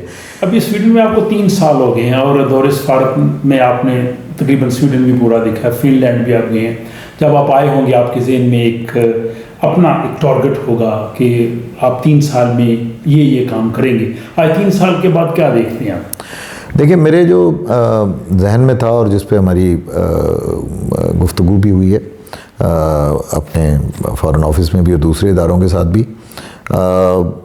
جیسا ہم لوگ چونکہ مختلف جگہوں پہ پھرتے رہتے ہیں, تو اس کا بنیادی اصول جو میری زندگی کا رہا ہے وہ یہ کہ آپ کسی بھی ملک میں جائیں تو پہلے ایک کھلے ذہن کے ساتھ جائیں اور سمجھنے کی کوشش کریں, لرن کرنے کی کوشش کریں. ایک بہت بڑا ٹریٹ ہے جو میں ہمیشہ اپنے دوستوں کو, اور میں کوشش کرتا ہوں کہ خود بھی اس کو اڈاپٹ کر سکوں, وہ انٹلیکچوئل ہیوملٹی ہے. اور انٹلیکچوئل ہیوملٹی ایک فلسفے میں ایک بہت اہم کانسیپٹ ہے کہ ہم کبھی یہ نہ سمجھیں کہ ہمیں ضرورت نہیں ہے کچھ لرن کرنے کی. تو جو میں نے یہاں تھوڑا بہت آبزرو کیا, تو ہم نے اس کی بنیاد پہ ایک ایکشن پلان بنایا اور اس ایکشن پلان کو پھر ہم ریفائن کرتے رہے. تو سویڈن میں ایک چیز ہے کہ یہاں پر ایک ٹرپل ہیلکس ماڈل جسے کہتے ہیں ڈی این اے کا, اس کے طرح ان کا ایک ٹرپل ہیلکس ماڈل ہے. اور ٹرپل ہیلکس ماڈل کے 3 جو ہیں وہ کیا اس کو کہیں اسٹرینڈز ہیں, ایجوکیشن, ٹیکنالوجی اینڈ بزنس. اور یہ تینوں اسٹرینڈز جس طرح ڈی این اے کے اسٹرینڈز جو ہیں وہ ایک دوسرے کے ساتھ چلتے ہیں, یہ تینوں اسٹرینڈز ساتھ چلتے ہیں. اور اس پہ ہم نے پاکستان میں جو ہمارے انکوبیشن سینٹرز اور یونیورسٹیز کے ساتھ کافی ڈیٹیل میں گفتگو ہوئی ہے, اور ہم نے جہاں پہ فن لینڈ اور سویڈن کی یونیورسٹیز کے ساتھ ان کا ریلیشن شپ اسٹیبلش کرنے کی کوشش کی ہے. تو میری کوشش یہ ہے کہ جو ٹرپل ہیلکس ماڈل ہے نا, اس کو اڈاپٹ کیا جائے, کیونکہ ہمارا ملک ایسا ہے کہ ہم وہ ریسرچ ہمارے پاس ہونی چاہیے اور وہ ایکسپرٹیز ڈیولپ ہونی چاہیے جو ہمارے معاشرے کو فائدہ دے. ہم وہ لگژری نہیں برداشت کر سکتے. تو اس لیے ہمیں چاہیے کہ ہمارے جو ریسرچ کے ادارے ہیں, ہماری جو یونیورسٹیز ہیں, وہ بزنس کی ضروریات کو سمجھیں اور اس کے حساب سے ٹیکنالوجی کو ڈیولپ کریں. اور یہ تو اس میں this was one of the concept. اور اسی میں پھر وی ٹرائیڈ کہ جو کچھ ٹیکنالوجیز ہیں گرین انرجی کی, جو یہاں پہ بہت بڑے لوگ ہیں, اے بی بی انرجی جو اب ہٹاچی انرجی بن گیا ہے, وہ پاکستان میں انرجی کی فیلڈ میں کام کر رہا ہے. کوشش کی ہے کہ کچھ اور لوگ بھی پاکستان میں جائیں. انہوں نے بھی ایک ریسنٹلی اسٹڈی کی ہے کہ جی جو پاکستان میں فلڈز آئیں ان میں سویڈش کمپنیز کیا رول ادا کر سکتی ہیں, اور وہ تمام انہوں نے وہ والی ضروریات کو آئیڈینٹیفائی کیا. اور یہ میں سمجھتا ہوں کہ یہ جو ٹرپل ہیلکس ماڈل ہے یہ ہمارا گائیڈ رہا ہے, اور ہم نے ان تینوں چیزوں پہ کام کیا ہے. اس کے علاوہ پبلک آؤٹ ریچ میں جیسا آپ نے کہا کہ میری خواہش یہ ہے کہ سویڈن میں جب ذکر ہو کہ جی ہمیں کوئی بھی کمپنی اگر بات کر رہی ہے کہ جی ہمیں کوئی آئی ٹی کے بندے چاہیے, تو اس میں Pakistan should be part of the menu. University اگر کہے کہ جی ہم نے کوئی دوسرے کسی ملک کے ساتھ ریسرچ کرنی ہے تو Pakistan should be in that menu کہ جی ہاں ایک آپشن یہ بھی ہے. انشاءاللہ وہ آپشن جب ہوگی لوگوں کے پاس, اور یہ میرا کیونکہ جو کام ہے وہ کرنے والے ادارے پاکستان میں منسٹریز ہیں, ادارے ہیں پاکستان کے, ماشاءاللہ دے آر ویری گڈ, اور وہ جو ایکسپرٹس ہیں وہ کام کرتے ہیں. ہمارا جو ایز اے سفارتکار اگر ہم کچھ کر سکتے ہیں تو ہم آئیڈینٹیفائی کرتے ہیں کہ جی ہم چونکہ اس ملک میں رہ رہے ہیں, کچھ تھوڑی بہت انڈرسٹینڈنگ ڈیولپ ہو گئی ہے پڑھے لکھے لوگوں کے ساتھ بیٹھ کر, اپنے دوستوں کے ساتھ بیٹھ کر, تو ہم کچھ کہ جی یہ ایریاز ہیں جن میں پاسبلٹیز ہیں, اور پھر ہم ان ایریاز کے جو ایکسپرٹس ہیں ان کو ایک جگہ پہ ایک کیا اسے انگریزی میں کہتے ہیں کہ put them in a room. تو that is what we need. اس کی میں تصدیق کر سکوں کہ میں نے 3 سالوں میں ظاہر آپ کی ساری ایکٹیویٹیز دیکھی ہیں. جس طرح سے ایک فعال سفیر کی طرح آپ نے سویڈن، فن لینڈ اور یہاں کی یونیورسٹیز، ریسرچ کے ادارے، انڈسٹری ہر جگہ پہ جا کے پوری کوشش کی ہے کہ جس سے پاکستان کو کسی طرح سے بھی فائدہ پہنچ سکے وہ پہنچے. انشاءاللہ اس کے نتائج مستقبل میں آئیں.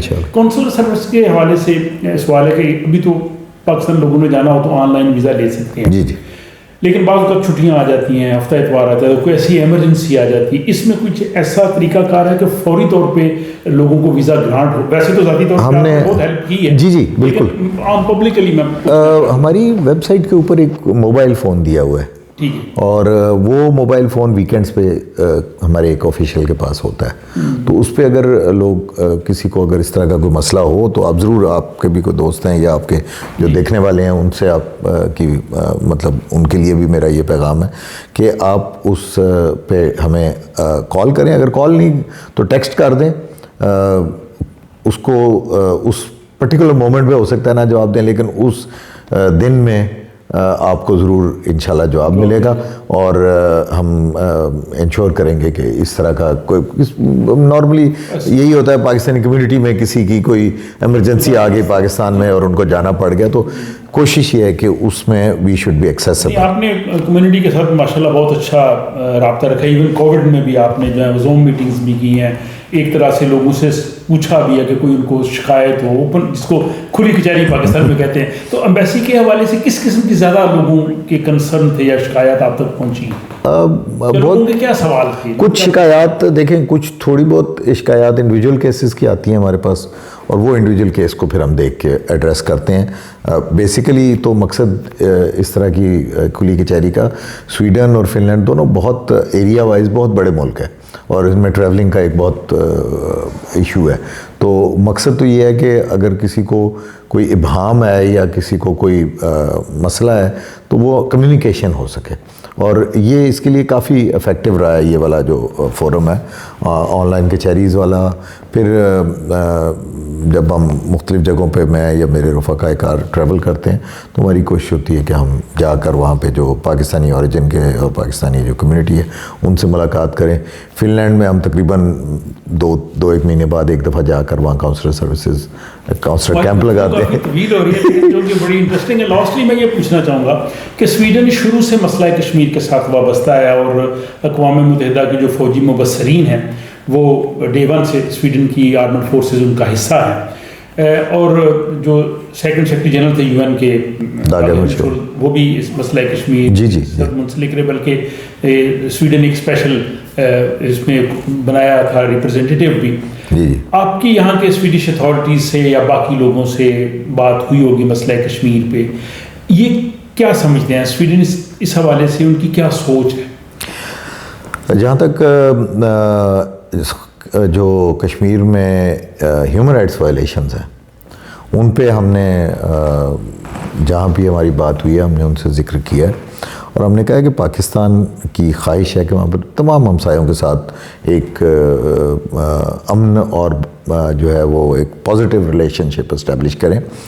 لیکن جب ایک ملک میں اس طرح ایک ایتھنک گروپ کے خلاف ہیومن رائٹس وائلیشن ہو رہی ہوں اور اس ہیومن رائٹس وائلیشن میں سب سے بڑا ہیومن رائٹس وائلیشن یہ ہے کہ ان کے جو حق خود ارادیت ہے جو رائٹ آف سیلف ڈٹرمنیشن ہے وہ سلب کیا گیا ہے اور وہ ان کو کبھی یہ اختیار نہیں ملا کہ جیسا آپ نے کہا اقوام متحدہ کی قراردادیں ہیں 1951 میں آخری قرارداد تھی، اس میں سویڈش جو اس وقت کے یو این میں ریپرزینٹیٹیو تھے وہ پاکستان وہ گئے تھے کشمیر، دونوں کشمیروں میں گئے تھے and he presented the report اور ان کا یہی پلیبیسائٹ پہ یہ تمام ریزولوشنز جو ہیں اس پر چلی ہیں. اس کے بعد جو پچھلے 2019 کے بعد 2 یا 3 دفعہ جو ہے وہ اقوام متحدہ نے سیکورٹی کاؤنسل نے اس مسئلے کو جو ہے وہ اس پہ ڈسکشن کی ہے. سویڈن کے ایک وہ UN ملٹری میں تھے, انہوں نے بک بھی لکھی ہے forgotten guardians of the Kashmir,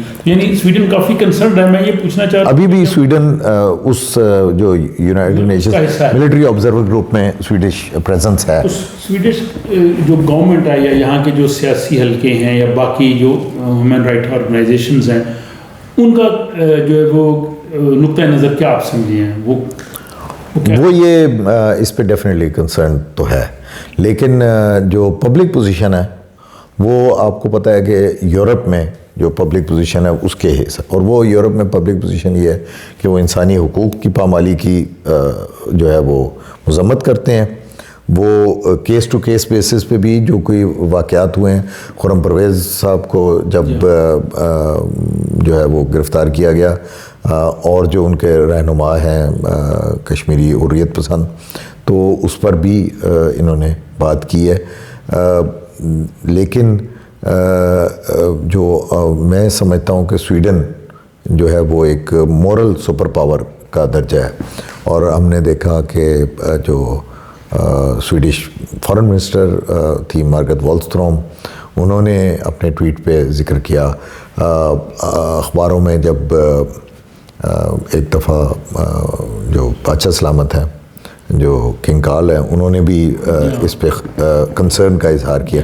تو یہ سویڈش ویلیوز میں ہے کہ جب ایک جگہ پہ انسانی حقوق کی پامالی ہو رہی ہو, وہاں پر خاص طور پہ جو وہاں کی خواتین اور بچے ہیں وہ سخت اس وقت مشکل کا شکار ہیں.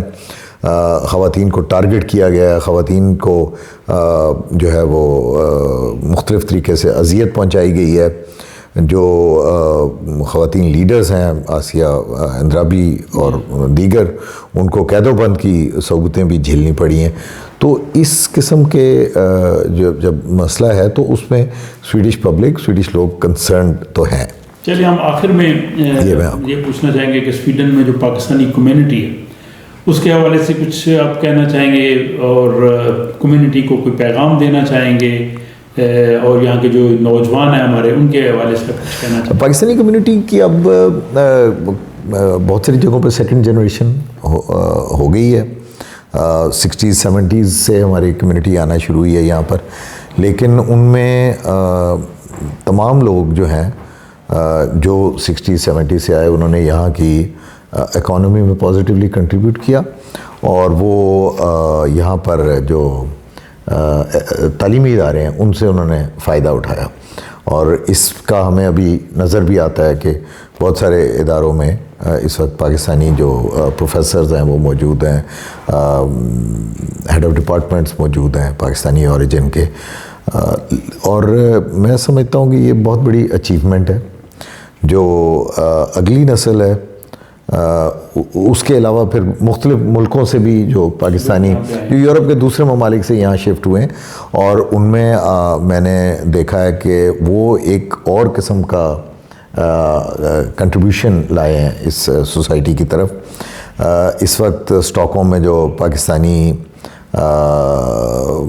مسالوں کی مارکیٹس ہیں, یا جو پاکستانی کھانے کی آئٹمز ہیں, یا جو پاکستانی مٹھائی ملتی ہے, یا پاکستانی جو نئے نئے ریسٹورنٹس کھول رہے ہیں, وہ آپ بات کریں گے تو وہ تمام وہ لوگ ہیں جو گریس سے یا اٹلی سے آئے ہیں, اور وہ یہاں پر محنت کر رہے ہیں. اور یہ جیسا توبیش بلترم صاحب نے بھی کہا کہ یہ انرچ کر رہے ہیں یہاں کی سوسائٹی کو, اور they are playing positive role.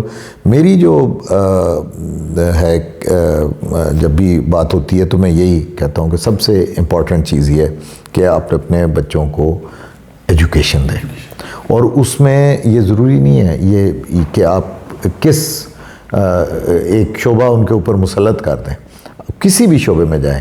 میں جیسا آپ نے میری جو ایجوکیشن بیک گراؤنڈ ہے وہ میڈیسن ہے, اور اس کے بعد کچھ بزنس ایڈمنسٹریشن اور کچھ تھوڑی سی ایک ڈگری لاء کی بھی ہے, بزنس لاء کی. تو لیکن جو میرے بچے ہیں, میرا بیٹا جو ہے وہ مارکیٹنگ اور کانٹینٹ ڈیولپر ہے, میری جو بیٹی ہے وہ اکانومسٹ ہے, اور جو چھوٹی بیٹی ہے وہ جیولوجی میں جانا چاہتی ہے. لیکن ایز لانگ ایز وہ ایک بنیادی چیز ایک ہی ہے کہ آپ ایک اچھے انسان، اچھے مسلمان ہونا چاہیے آپ کو، اور اس کے بعد آپ جس بھی فیلڈ میں جائیں اس کے ساتھ آپ لگن کے ساتھ اور جذبے کے ساتھ کام کریں۔ آپ نے دیکھا ہوگا کہ سویڈن میں ماشاءاللہ ایجوکیشن بہت زیادہ، پاکستانی کمیونٹی میں ہر گھر کے جو بچے ہیں وہ یونیورسٹی ضرور جا رہے ہیں۔ جی ماشاء اللہ۔ تو آپ کا آخری پیغام پاکستانی کمیونٹی کے لیے، اس کے بعد پھر ہم آپ سے اجازت لیتے ہیں۔ آپ کو بہت شکریہ، آپ نے جو ہے وہ نہ صرف موقع دیا بلکہ بہت سے سوال جو ہے وہ بے لاگ کرنے کی بھی اجازت دی، جو نارملی عموماً انٹرویوز میں نہیں ہو سکتے۔ تو اس کے لیے میں آپ کا بےحد ممنون، بہت شکریہ، اور مجھے امید ہے کہ ہمارے دیکھنے والے جو ہیں انہیں آج کا یہ انٹرویو یقیناً بہت پسند آئے گا۔ تو کچھ آخر میں آپ کیا کہنا چاہیں گے؟ جی میں یہاں پہ جب بھی پاکستانی کمیونٹی سے ملا ہوں، مجھے بہت خوشی ہوئی ہے، جیسا آپ نے کہا کہ یہ تعلیم پر بہت فوکس ہے۔ جو ہماری خواتین ہیں پاکستانی کمیونٹی کی، ان میں دے آر ماشاءاللہ they are doing exceptionally well. ہماری جو اس وقت جو سب سے بڑی پولیٹیکل فگر ہیں پاکستانی سویڈش کمیونٹی میں، جو کہ میئر ہیں سولنا کی، وہ ایک سارا کوکا سلام جو ہیں وہ ایک سویڈش پراؤڈ سویڈش ہیں، اور اس کے ساتھ ساتھ ان کو اپنے پاکستانی، اپنے مسلم ہیریٹیج پر بھی فخر ہے، اور یہ میرا خیال ہے کہ امپورٹنٹ ہے۔ ہمارے اور یہاں پہ دوست ہیں، ہم نے یہاں پر ایک کل پرسوں ایک آپ شاید اس میں تشریف لائے تھے آپ بھی، اس میں پروفیشنلز کی ایک گیدرنگ کی تھی، سیکنڈ جنریشن پاکستانیز، وہ لوگ جو سویڈش ہیں یا نان پاکستانیز ہیں لیکن ان کا پاکستان سے کوئی تعلق کسی صورت میں رہا ہے، اور جو پاکستانی پروفیشنلز ہیں، اور اس میں ایک اچھی تعداد خواتین کی تھی۔ اور یہ مجھے اس لیے خوشی ہے کہ یہ جو ایک غلط امپریشن اسلام کے بارے میں دیا جاتا ہے اس کی نگیشن کرتا ہے، نہ صرف جو انڈیویجولز ہیں ان کے لیے اچھا ہے، بلکہ as a community, as a مذہب جو ہماری اسٹیریو ٹائپنگ کی جاتی ہے اس کے لیے بھی یہ میرا خیال ہے اس کو رد کرنے کے لیے سب سے بڑا یہ ہے۔ ہم اس مذہب کے ماننے والے ہیں جس کی جو پہلے ایمان لانے والی ہیں وہ حضرت عائشہ تو حضرت خدیجہ الکبریٰ ہیں، اور جو سب سے زیادہ حدیثیں جن سے راوی ہوئے ہیں وہ حضرت عائشہ صدیقہ ہیں۔ اور جو جب جنگیں ہوتی تھیں تو خواتین جو ہیں وہ ان میں حصہ لیتی تھیں، وہ as a doctor, as a nurse, as a helper کام کرتی تھیں۔ تو یہ ہمیں اس بات پر فخر ہے کہ ہمارا مذہب یہ نہیں کہتا، ہمارا مذہب یہ کہتا ہے کہ اگر آپ مرد ہیں تو آپ کو وہ ملے گا جو آپ نے کمایا، اگر آپ عورت ہیں تو آپ کو وہ ملے گا جو آپ نے کمایا، وہ spiritually, economically, as well as as a society. تو اگر میں کہوں کہ جی میں صرف نیکی کے کام کرتا ہوں اور میرے بیٹی یا میری بیوی نہیں کرے گی تو یہ تو نہیں چلے گا۔ تو یہ کیسے پھر چل سکتا ہے کہ معاشرے میں جو باقی کام ہیں ان میں صرف مرد کام کریں اور عورتیں نہ کریں؟ تو یہ میں سمجھتا ہوں کہ ہمیں ایکٹیولی انکریج کرنا چاہیے کہ ہمارے بچے اور بچیاں تعلیم حاصل کریں، تعلیم پر فوکس دیں، جس بھی شعبے میں وہ انٹرسٹڈ ہیں اس سے آپ ان کو بالکل نہ روکیں اور ان کو اس شعبے میں جانے دیں، کیونکہ وہ اگر اپنی پسند کے شعبے میں جائیں گے تو وہ اور جذبے کے ساتھ کام کریں گے۔ تو تھینک یو ویری مچ، آپ کا بڑا ٹائم لیا میں نے، بہت شکریہ۔ مجھے امید ہے کہ ہمارے جو دیکھنے والے ہیں انہیں یقیناً یہ آج کا انٹرویو بہت پسند آئے گا۔ اپنی رائے سے ضرور آگاہ کیجیے اور مجھے دیجیے اجازت۔ اللہ حافظ۔